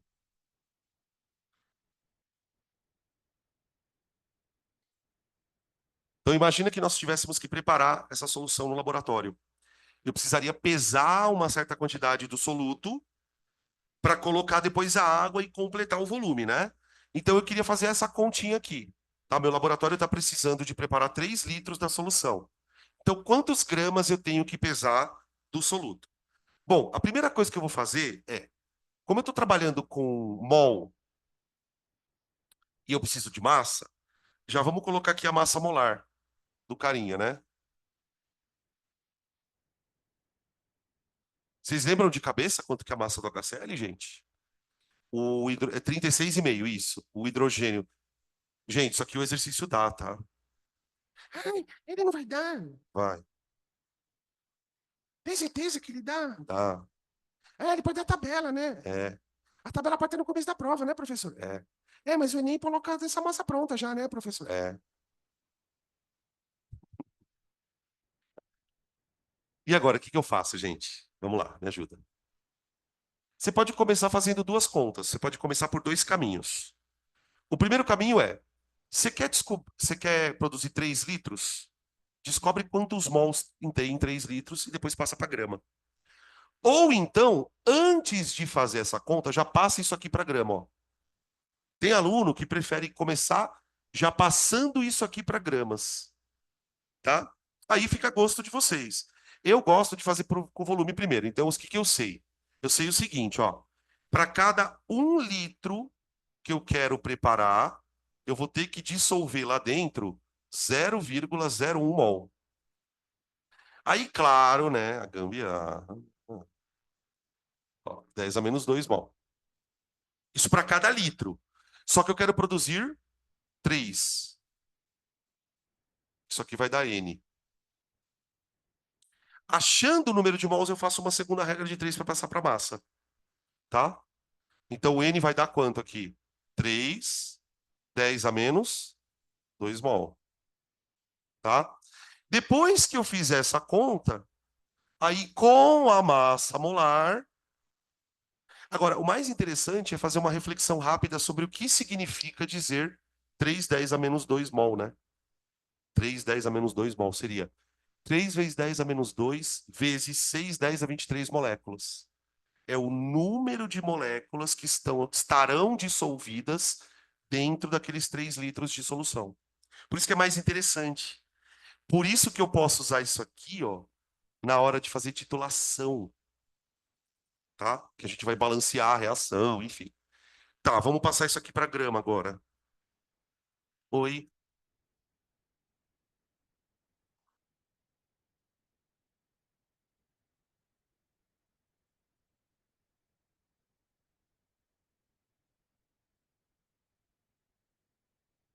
porque vai depender da pergunta do exercício.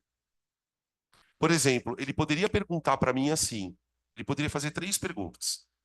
Qual a massa de soluto necessária, que eu vou fazer aqui? Qual o número de mols de soluto necessário? Eu pararia aqui. Ou qual o número de moléculas de soluto necessárias? Aí eu tenho que fazer isso aqui virar número de o 6, 10 a 23. Então isso depende da pergunta. Você tem que ficar atenta, é aqui, ó. Porque aqui pode vir massa, aqui pode vir número de mols, ou pode vir número de moléculas. Isso não vem muito, né? É bem raro vir. O que vem muito mesmo é massa e mol. Então, por exemplo, se a pergunta fosse qual a. Ele poderia perguntar assim: qual a quantidade de matéria? Quando ele pergunta assim, qual a quantidade de matéria, é a mesma coisa que número de mols. Aí eu pararia aqui também. E em 3 litros. Eu tenho 0,03 mols de HCl dentro de 3 litros de água, que seria 0,01 mol por litro, né? Tá? 1 mol, 36,5, 3 10 a menos 2,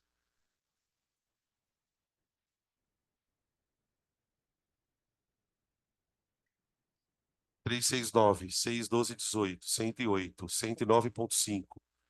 Eu acho que dá 109,5 vezes 10 a menos 2 G.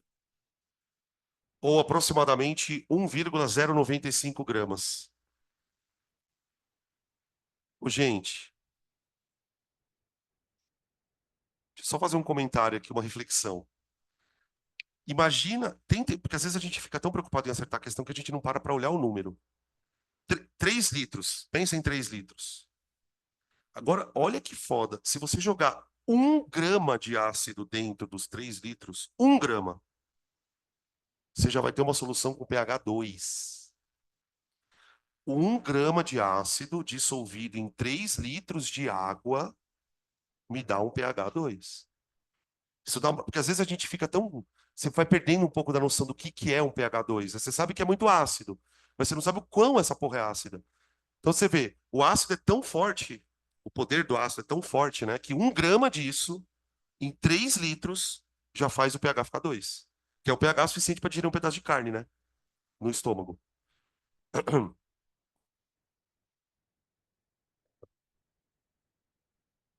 Mais uma, vamos lá. Oi,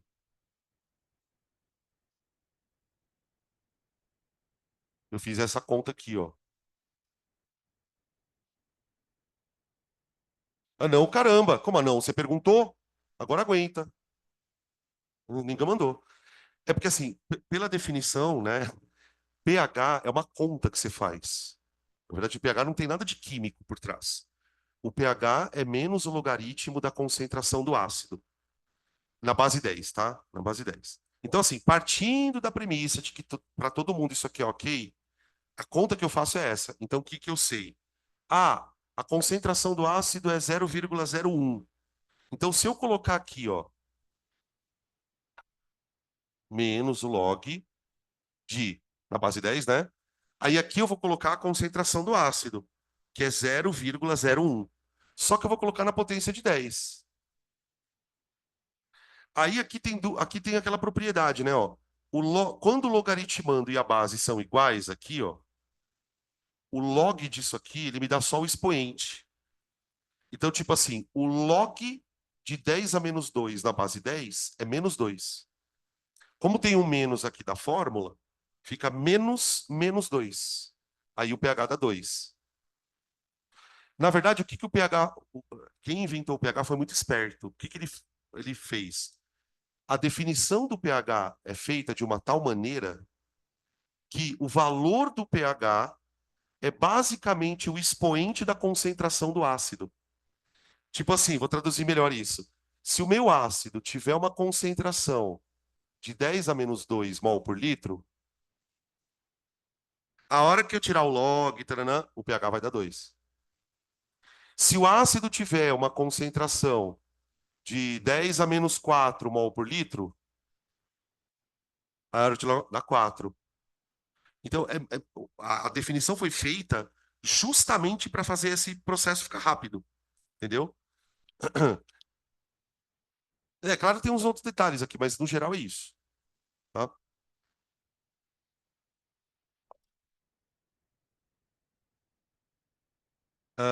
Vamos lá, mais uma concentração, gente.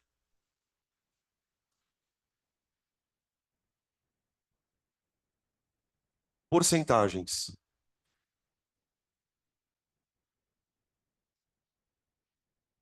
No caso das porcentagens, pessoal, tem que tomar bastante cuidado. Por quê? Não por conta da ideia de porcentagem, porque eu sei que vocês manjam isso bem. A ideia de porcentagem. O problema é que quando você trabalha com porcentagem aqui, você pode trabalhar em unidades diferentes. Então, normalmente, a gente, quando vai expressar a porcentagem, a ideia de porcentagem é a seguinte, né? Ó, vamos escrever primeiro a definição. A porcentagem se refere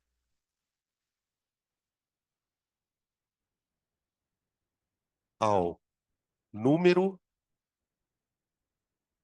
de partes de um soluto, número de partes de um soluto em 100 partes de solução.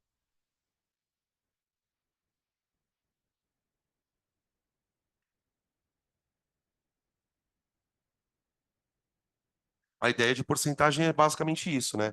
A porcentagem de uma coisa dentro de outra é o número de partes daquilo dentro de 100 partes do que é o todo. Por que que eu estou usando o termo parte e parte? Justamente porque nas porcentagens isso aqui pode vir em massa ou em volume. Essas partes, tá? Então a gente tem quais são as porcentagens mais famosas? A gente tem a porcentagem massa, a gente tem a porcentagem MV e tem a porcentagem VV. Aqui é aquela história assim, cara. Você pode saber mil fórmulas. Se você não souber interpretar o que está escrito, fica difícil de resolver a questão. Geralmente, os mais comuns são a porcentagem em massa e massa-volume, tá? Gente, o que que cada uma tem de diferente? A maneira de expressar as partes. Então, por exemplo, como é que eu entendo a informação 0,9% mm? Como é que eu entendo a informação 0,9% MV? Como é que eu entendo a informação 0,9% VV? Vamos traduzir uma por uma. Bom, essa daqui a gente já meio que traduziu antes, né? 0,9% mm, gente, significa que eu tenho 0,9 gramas de soluto em 100 gramas de solução. Ah, professor, mas você está colocando grama. Tem que ser grama? Não. Você pode colocar quilograma. mas tem que ser unidades equivalentes. Você não pode colocar grama por 100 quilogramas. Aí já não é mais porcentagem. Tem que estar na mesma unidade, tá? Geralmente a gente usa esse tipo de forma de expressar, né? Quando o soluto é sólido dentro da solução. Ou então, massa-volume. Quando você ler isso aqui, gente, cuidado, cuidado. Isso aqui não é mais 0,9 gramas em 100 gramas.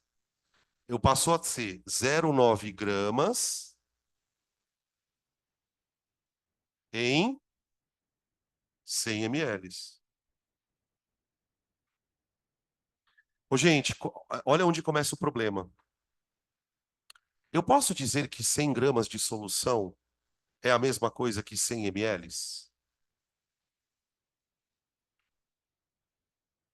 De jeito nenhum. Por que não? Para 100 gramas serem 100 ml, a densidade precisaria ser quanto? 1. O que tem densidade 1? Água, não a solução.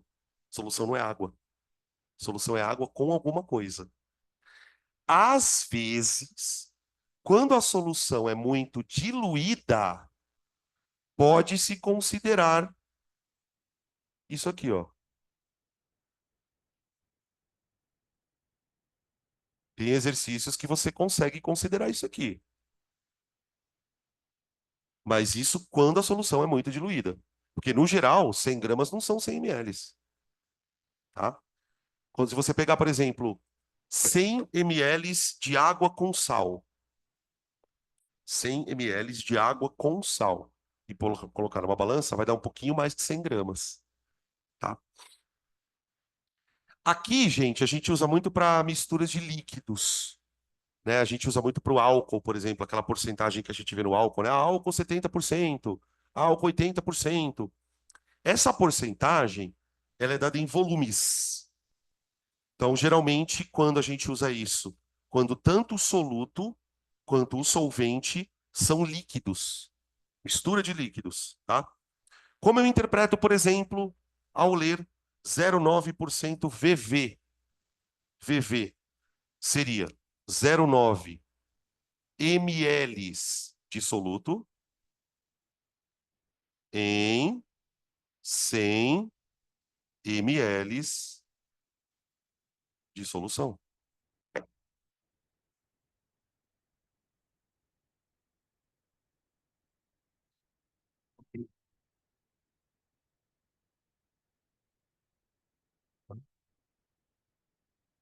Se não aparecer nada, tipo, aparece lá, 0,9%, isso pode acontecer, tá? Assim, ó. Aí você considera que é massa-massa. Que normalmente, quando não tem nada, eles consideram massa-massa. Beleza? Dá de fazer mais um ainda? Eu tô meio perdido de um tempo de novo. 5? Então eu vou parar. Eu vou parar. A gente ainda tem bastante coisa para falar ainda. Então a gente vai tomar café agora, tá bom? A gente volta em 30 minutos. 30, não é 30? É, aqui é 30, você não sabe. Tô falando pra você, a sua vida de sofrimento acabou agora. Primeiro que você não me pega no bagaço, porque, né, no final do dia eu estou bagaço já.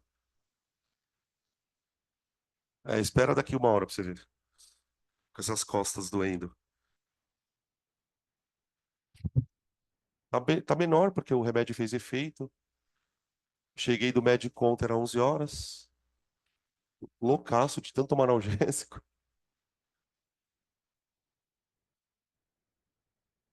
Então, na verdade, assim. Peraí, deixa eu só fechar aqui.